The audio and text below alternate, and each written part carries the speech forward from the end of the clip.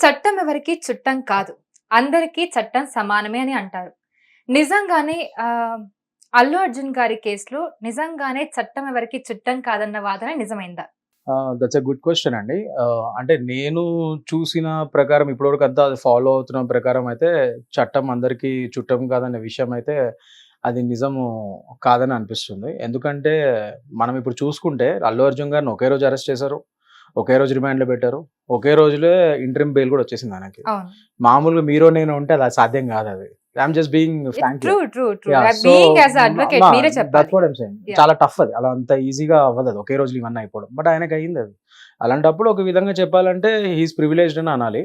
So మీరన్నట్టుగా అంటే అది చట్టం అందరికీ ఎందుకు వెల్ నోన్ చుట్టం కదని పర్సనాలిటీ ఆయన పెద్ద హీరో అనా? I cannot tell that. But ఏంటంటే based on the facts of the case. అసలు నిజాలు ఏంటి కేసు దాని మీద అండ్ అండ్ ఆయన కౌన్సిల్ ఏదైతే ఆర్గ్యుమెంట్స్ పెట్టారో జడ్జి గారి ముందు అవి కూడా పరిగణలోకి తీసుకోవాలి. And there are many factors. At the same time కొద్దిగా ఈయన సెలబ్రిటీ కాబట్టి కొద్దిగా వెసులుబాటు అయితే ఉంటుంది, ఖచ్చితంగా ఉంటుంది. అది నేను కాదనా. Okay. That will be there. Sir బేసిక్‌గా చట్టాలనేవి ఏ విధంగా ఉంటాయి? అంటే కోర్ట్‌ని బట్టి చట్టం ఉంటుందా? నాకెందుకు ఈ డౌట్ వచ్చిందంటే నాంపల్లి కోర్టేమో రిమాండ్ విధించింది. కానీ హైకోర్ట్ ఏమో బెయిల్ ఇచ్చేసింది. సో దీన్ని ఎలా చూడాలి మనం? అంటే కోర్ట్‌లని బట్టి అక్కడ జడ్జిల మైండ్ సెట్‌ని బట్టి ఏమన్నా ఉంటుందా? అలా అని కాదండి. అంటే ఆ టైంలో ఇప్పుడు వీళ్ళ ఆర్గ్యుమెంట్స్ ఏదైతే ప్రెజెంట్ చేశారో దాన్ని బట్టి based on those facts judge గారు నిర్ణయం తీసుకోవడం జరుగుతుంది. ఇప్పుడు నాంపల్లి కోర్టులో ఇక్కడ అల్లు అర్జున్ గారి తరపున ఎవరైతే వకీలు ఉన్నారో ఆయన ఏం ఆర్గ్యుమెంట్స్ పెట్టారు, ఇక్కడ ఇటువైపున గవర్నమెంట్ లీడర్ గారు స్టేట్ తరపున ఏం ఆర్గ్యుమెంట్స్ పెట్టారు దాన్ని బట్టి ఆధారితమై ఉంటుంది. నాకు తెలిసి నాంపల్లి కోర్టులో I was following them.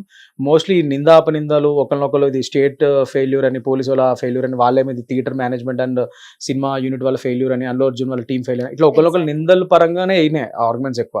So అందులో ఫ్యాక్ట్స్ గురించి బయటకు వచ్చింది తక్కువ. సో అక్కడ కొద్దిగా అల్లు అర్జున్ గారి తరపున న్యాయవాదులు కొద్దిగా they failed to present correct arguments. I can tell that. So maybe because of that judge గారు ఆ నిర్ణయం తీసుకున్నారు, ఆయన రిమాండ్ లో పంపించడం జరిగింది. బట్ వేరేస్ ఈ లోపల వీళ్ళు ఏం చేశారంటే హైకోర్టులో క్వాష్ పిటిషన్ తో పాటు ఇంటరిమ్ బెయిల్ కూడా వేసుకున్నారు. జనరల్ మనం ఏంటంటే మనం లోవర్ కోర్టులో ఏంటంటే రెగ్యులర్ బెయిల్ వేసుకుంటాం. బట్ అది దాంతో పాటే కొద్దిగా అదొకలా అటు ఇటుగా ఇనిషియల్ గా మనకి ఏంటంటే ఇట్లాంటి పెద్ద పెద్ద సెక్షన్స్ పెట్టినప్పుడు దీస్ ఆర్ కాగ్నిజబుల్ ఒఫెన్సెస్. ఇప్పుడు ఏవైతే సెక్షన్స్ పెట్టారో 105 section 105 of BNS and section 118 of sub clause 1 of BNS, ఈ రెండు కాగ్నిజబుల్ ఒఫెన్సెస్ పెద్ద సెక్షన్స్ ఇవి. సో జనరల్లీ వీటిలో ఏంటంటే మనకి బెయిల్ దొరకడం కష్టం అనమాట, అవన్నీ నాన్ బెయిలబుల్ ఇవి. సో అలాంటప్పుడు ఏమైతే బెయిల్ దొరకడం కష్టం కాబట్టి ఇమీడియట్ గా వాళ్ళు ఇది ఇబ్బంది అయితే రెగ్యులర్ బెయిల్ రావడం కష్టం అని చెప్పి ఇమీడియట్ గా వాళ్ళు తెలివిగా ఏం చేశారంటే వాళ్ళ లాయర్స్, అల్లు అర్జున్ గారి తరపున లాయర్స్ క్వాష్ పిటిషన్, అంటే ఈ ఎఫ్ఐఆర్ ఏదైతే ఇతని మీద రాంగ్ గా పడ్డది దీన్ని క్వాష్ చేయండి అని చెప్పి మన హైకోర్టుకి వెళ్ళే హక్కు ఉంటుంది. క్వాష్ తో పాటు ఇంటరిమ్ అప్లికేషన్ కూడా జాయిన్ చేసి వేశారు వాళ్ళు, ఇంటరిమ్ బెయిల్ కూడా. సో అక్కడ ఆర్గ్యుమెంట్స్ నిరంజన్ రెడ్డి గారు ఎవరైతే అల్లు అర్జున్ గారి తరపున ఇప్పుడు సీనియర్ అడ్వకేట్ ఉన్నారో, supreme court lawyer cum high court counsel అయినా, సీనియర్ హైకోర్టు కౌన్సిల్ అయినా, is a well known person. So ఆయన he has presented very good arguments there. So based on that ఇవాళ రోజు జడ్జ్ మేడం గారు ఆ డెసిషన్ తీసుకున్నారు, ఆయనకి ఇంటరిమ్ బెయిల్ ఇవ్వడం జరిగింది. సో ఎవ్రీథింగ్ అంతేగాని మైండ్ సెట్ బట్టి కాదు, based on the facts and the lawyers important అక్కడ. How you are going to present your clients arguments and your case, అక్కడే కదా మెయిన్. సో ఇక్కడ బెయిల్ వచ్చిందంటే మెయిన్ గా మనం లాయర్ గారి సమయస్ఫూర్తి అనుకోవాలి. డెఫినెట్ ఆయన talent definitely counts. Exactly. So lawyer గారు చెప్తున్నప్పుడు విన్నాం. సో అక్కడ మెయిన్ గా పోలీసుల మిస్టేక్ చాలా ఉంది, ప్రభుత్వ వైఫల్యమే అని చెప్పి ఆయన చెప్పడం జరిగింది. ఎందుకంటే అక్కడికి వస్తున్నారని ఇంటిమేషన్ ఉంది. సో సంధ్య థియేటర్ వాళ్ళు కూడా పర్మిషన్ తీసుకున్నామని చెప్పి చెప్తున్నారు. కానీ పోలీసులు సరిగ్గా వ్యవహరించలేదు. పోలీసులు కూడా అల్లు అర్జున్ చూడడానికి ఎగబడ్డారు, అల్లు అర్జున్ తో పాటు సినిమా చూడడానికి ఎగబడ్డారు అని చెప్పి చెప్తున్నారు.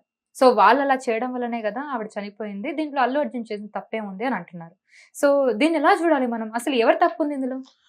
ఇప్పుడు తప్పొప్పులు ఎవరు ఉన్నాయని చెప్పేదానికంటే ఒకటి మాత్రం నేను చెప్పగలుగుతానమ్మా, ఇక్కడ తప్పు ఇరువురిది ఉంది అని మాత్రం నేను చెప్పగలుగుతాను. Because at the end of the day తప్పు ఎవరు అనేది కోర్టు నిర్ణయిస్తుంది when the trial starts.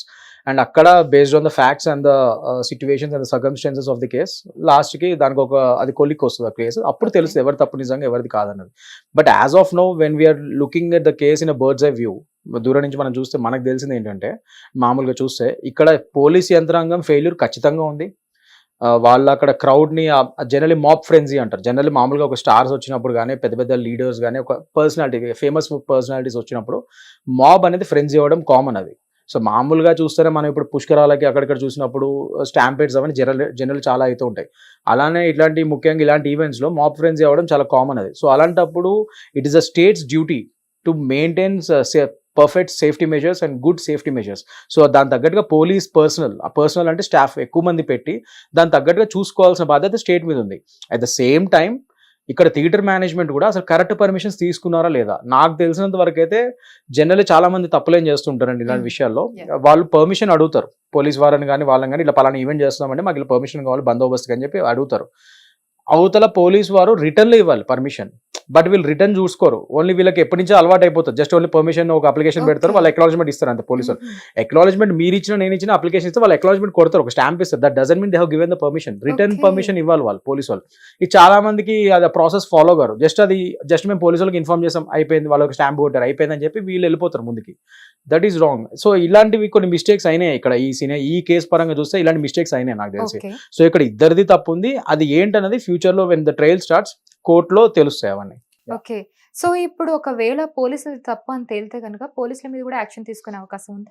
Definitely అమ్మా, when the it's states failure కాబట్టి you can party the state government as well and the police department as well. ఎవరైనా ఇప్పుడు మీరు అన్నట్టు ఇందాకటి డైలాగు చట్టం ఎవరికి చుట్టం కాదు. సో నో మ్యాటర్ ఎవరైనా కానీ అవతల personality they can be partied if it's a case that has merits and definitely ఆ పార్టీ తప్పు చేసేది మీరు నమ్మితే definitely you can party anyone. So పోలీసునైనా మనం పార్టీ చేయొచ్చు, స్టేట్ గవర్నమెంట్ అని పార్టీ చేయొచ్చు, ఎవరైనా చేయొచ్చు. ఇక్కడ మనం state government and police department ఇద్దరిని పార్టీ చేయాల్సి వస్తుంది, because and also home department, because వాళ్ళ కిందనే ఉంటారు కాబట్టి. So these are the parties where you have to party them in such cases. And అలాంటి కేసెస్ కూడా చాలా ఇదివరకు మనం చూసుకుంటే అలాంటి చాలా కేసెస్ ఉన్నాయి ఇదివరకు కూడా.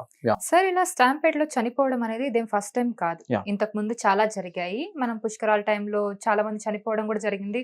అప్పుడు చంద్రబాబు నాయుడు గారు ఉన్న టైంలో ఏపీలో 30 మంది చనిపోవడం జరిగింది అప్పుడు పుష్కరాల టైంలో. సో అప్పుడు కూడా మనం ఇలాంటి యాక్షన్ తీసుకుని ఉండాల్సింది అప్పుడు, కానీ ఇప్పుడు ఓన్లీ అల్లు అర్జున్ గారి విషయంలోనే జరిగింది. అది ఒక రాంగ్ నోషన్ అమ్మా. అంటే జనరల్లీ ఇప్పుడు ఒక సీఎంఓ లేకపోతే ఎవరైనా ఒక ప్రభుత్వంలో ఉన్న వ్యక్తి వచ్చి అలాంటి ప్రోగ్రామ్స్ అయినప్పుడు అక్కడ స్టాంపేడ్ జరిగితే ఆయనని డైరెక్ట్గా మనం పార్టీ చేయడానికి ఉండదు. ఇప్పుడు ఫర్ ఎగ్జాంపుల్ ఇప్పుడు మీరు చెప్పిన పుష్కరాల గురించే మనం ఆలోచిస్తే ఆ పుష్కరాలు అప్పుడు ఏమైందంటే ఆ పుష్కరాలు ఏదైనా కానీ స్టేట్ యంత్రాంగం సేమ్ ఇట్లానే ఫెయిల్ అయింది, పోలీసు వారు సరిగ్గా సేఫ్టీ మెజర్స్ పెట్టడంలో ఫెయిల్ అయ్యారు. జనాలు లక్షల మంది వచ్చారు ఒకేసారి. ఆ పుష్కర స్నానాలు ఎర్లీ మార్నింగ్ చేయాలని హడావుల్లో ఒకేసారి అందరు మీద పడిపోయేసరికి ఆ పుష్కరాల్లో చాలా మంది స్టాంపేడ్ అయి చనిపోయారు. దానికి మనం కేవలం చంద్రబాబు నాయుడు గారు ఒక్కరినే మనము అలా state government you can party. That's what as I told you earlier. Government failure కాబట్టి గవర్నమెంట్ మీరు పార్టీ చేయొచ్చు. దానికి తగ్గట్టుగా సమన్స్ మీరు chief secretary of the government కి వెళ్తుంది, అది స్టేట్ ఆయనకు పంపించచ్చు మనం. సో ఇవన్నీ చేయొచ్చు మనం. ద సేమ్ థింగ్ అగైన్ మనం గవర్నమెంట్ ని పార్టీ చేయొచ్చు, బట్ ఒక ఇండివిజువల్ ని డైరెక్ట్ గా మీ వల్ల ఇది అయిందని చెప్పి మనం పార్టీ చేయడానికి ఉండదు. బట్ ఇక్కడ ఈ కేసుకి వచ్చేసరికి పోలీస్ వారు ఇక్కడే అంటుంది ఏంటంటే అది స్టేట్ ని పార్టీ చేయడం అది అలాంటి ఇష్యూస్ లో వేరే. కానీ ఇక్కడ ఈవెంట్ ఇక్కడ మెయిన్ హీరో గారి గురించే కదా, ఈ హీరో వల్లే ఇంతమంది జనాలు వచ్చారు. ప్లస్ ఆయన పర్మిషన్ తీసుకోలేదు. వీళ్ళు క్లెయిమ్ చేసేది ఏంటంటే ఆయన ఒకళ్ళు కాముగా థియేటర్ లోపలికి వెళ్ళిపోయి ఉంటే ఇంత గొడవ ఉండదు కదా. ఆయన ప్రీమియర్ షోకి వచ్చి ఆయన ఆ తారాగణం మిగతా సినిమా తారాగణము ఎవరైతే ఉన్నారో కాముగా థియేటర్ లోపలికి వెళ్ళిపోయి ఉంటే అయిపోయేది, సినిమా చూసి వచ్చి ఉంటే ఇంత అయ్యేది కాదు.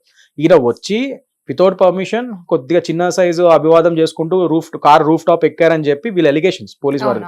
అదే దానికంటే పర్మిషన్స్ లేవు కదా. మరి అలా చేయడం వల్ల ఇదంతా మాబ్ ఫ్రెండ్స్ అయ్యి కొద్దిగా ఒకళ్ళు తోసేసుకొని ఇలా స్టాంపేడ్ అయిందని చెప్పి పోలీస్ వారి అలిగేషన్స్ ఇవ్వాలి. వితౌట్ పర్మిషన్ ఆయన చేశాడు కదా. సో అక్కడ అలాంటప్పుడు ఈయన పార్టీ చేయాలి కదా, వితౌట్ పర్మిషన్ ఆయన చేసినందుకు, అంత ఇర్రెస్పాన్సిబుల్ గా అలా చేసినందుకు ఈయన ఈజ్ ఆల్సో అక్యూజ్డ్ కదా అనేది వీళ్ళ వాదన.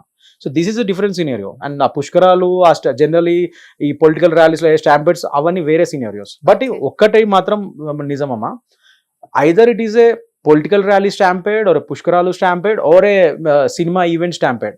At the end of the day మీరు పెట్టాల్సిన సెక్షన్స్ ఏంటి? ఇలాంటి వాటిలో ఎవరైనా చనిపోతే కానీ ఏమైనా ఇదైతే డెత్ బై నెగ్లిజెన్స్ అంటే section 106 of sub clause 1 of BNS ఇప్పుడు ఉంది. సో ఆ సెక్షన్ పెట్టాలి ఇందులో, డెత్ బై నెగ్లిజెన్స్ అన్నది 106 of sub clause 1 of BNS. కానీ ఇక్కడ మీరు అల్లు అర్జున్ గారి ఈ కేసులో చూస్తే they have kept 105 along with section 118 of sub clause 1. అది అసలు అది ఎట్లా అట్రాక్ట్ అవుతుంది అన్నది నాకు ఇప్పటికీ అర్థం కావట్లేదు. ఆ రోజు కూడా నేను ఆయన అరెస్ట్ చేసిన రోజు వేరే ఛానల్ ఇట్లా అదే అడగడం జరిగింది. మరి పోలీస్ ఇన్వెస్టిగేషన్ ఆఫీసర్ ఎవరైతే ఉన్నారో మరి ఆ సెక్షన్స్ ఎందుకు వేసారు వాళ్ళు కావాలనే సార్ సెక్షన్ అది మనం చెప్పలేము. I cannot comment like that. But what ever may be the reasons వాళ్ళు కొద్దిగా అది కాగ్నిజబుల్ అంటే హై సివియర్ సెక్షన్స్ ఎందుకు వేసారు కావాలనా మరి అంటే మళ్ళీ దానికి కనీసం బెయిల్ కూడా రాకూడదు, జైల్లో కూర్చోబెట్టాలనే ఒకే ఒక ఉద్దేశంతో అల్లు అర్జున్ గారి మీద ఇలాంటి అలిగేషన్స్ చేసి ఇలాంటి కేసులు పెట్టారని చెప్పి అది నేను డైరెక్ట్ గా అంటే నాకు తెలియదు. బట్ అది మనం పోలీస్ వారిని అడగాలి యాక్చువల్లీ. ఎందుకు నేను ఆ రోజు కూడా నేను ఎగ్జాక్ట్లీ అడిగింది అదే, ఎందుకు వస్తుంది.